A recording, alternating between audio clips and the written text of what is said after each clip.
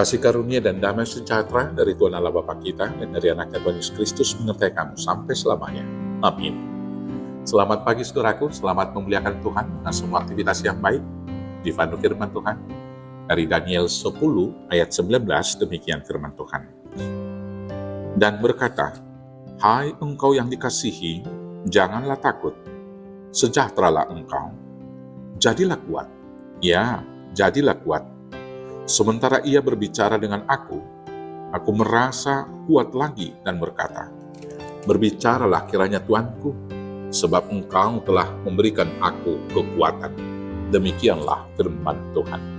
Bapak Ibu Saudaraku yang terkasih dalam Yesus Kristus, dalam situasi yang terpuruk, karena umat Israel di pembuangan Babel, dan selanjutnya kemudian mereka ditawan oleh penguasa dari Persia, yaitu Raja Kores.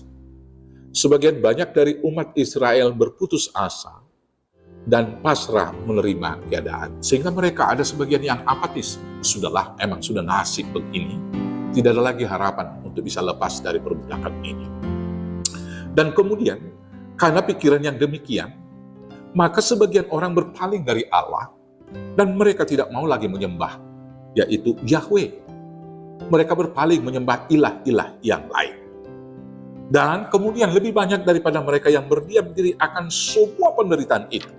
Tidak ada lagi yang mau berani menyuarakan ketidakadilan, menyuarakan hukum dan kebenaran di tengah-tengah keterpurukan tersebut.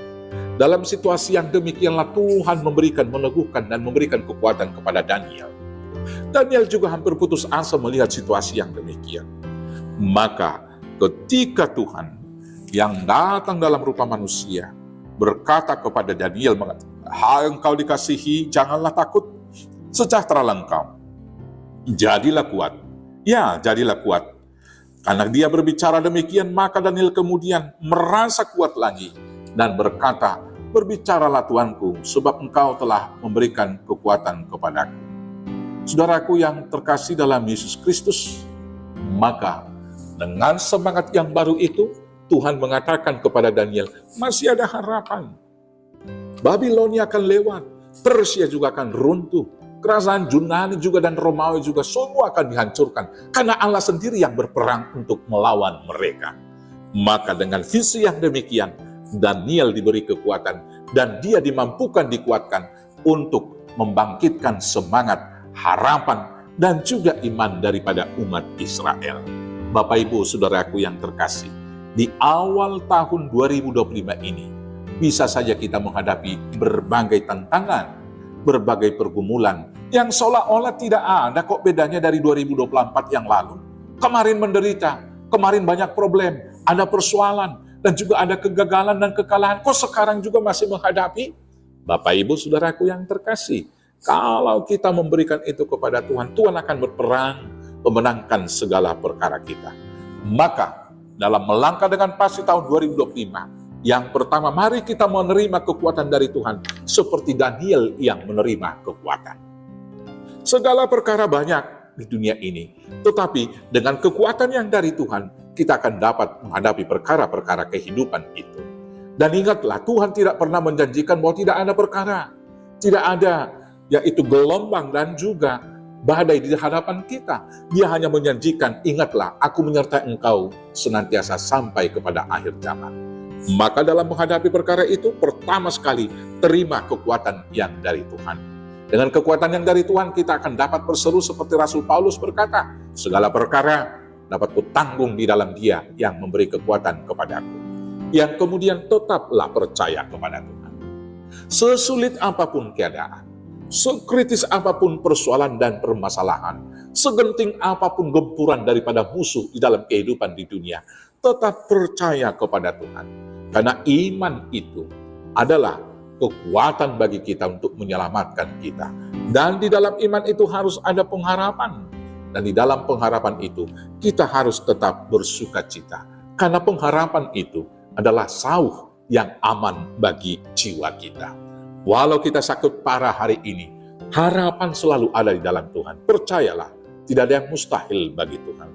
Dan kemudian, mari dalam iman, dalam pengharapan, kita tetap setia menyuarakan kebenaran, menegakkan hukum dan keadilan dalam kehidupan kita. Persoalan dalam kehidupan di dunia ini bukan karena lebih banyak orang-orang yang jahat, tapi karena orang jahat yang sedikit itu setiap hari bersuara nyaring menyuarakan ketidakbenaran. Dan orang-orang baik yang tahu keadilan dan hukum itu semuanya berdiam diri. Dan sesungguhnya orang yang tahu tentang kebenaran dan hukum tapi tidak bersuara, dia juga adalah orang yang menyetujui perbuatan jahat, ketidakadilan, dan kesimpulannya sesungguhnya dia juga adalah orang yang berdosa.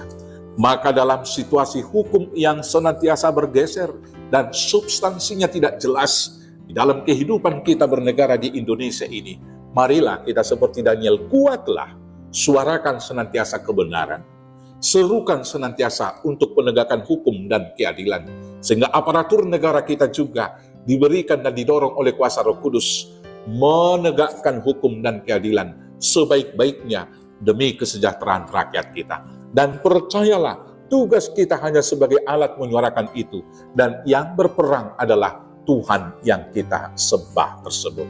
Selamat dikuatkan di dalam Tuhan, selamat menunaikan tugas panggilan. Tuhan Yesus menyertai, Tuhan Yesus memberkati. Amin. Kita bersatu dalam doa.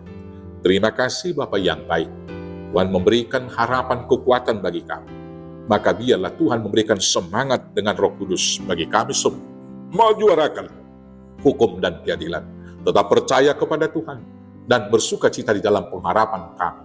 Hanya di dalam nama Yesus Kristus Tuhan Juru Selamat kami yang hidup. Amin. Selamat menyuarakan keadilan, selamat beraktivitas. Tuhan Yesus memberkati. Horas, horas, horas.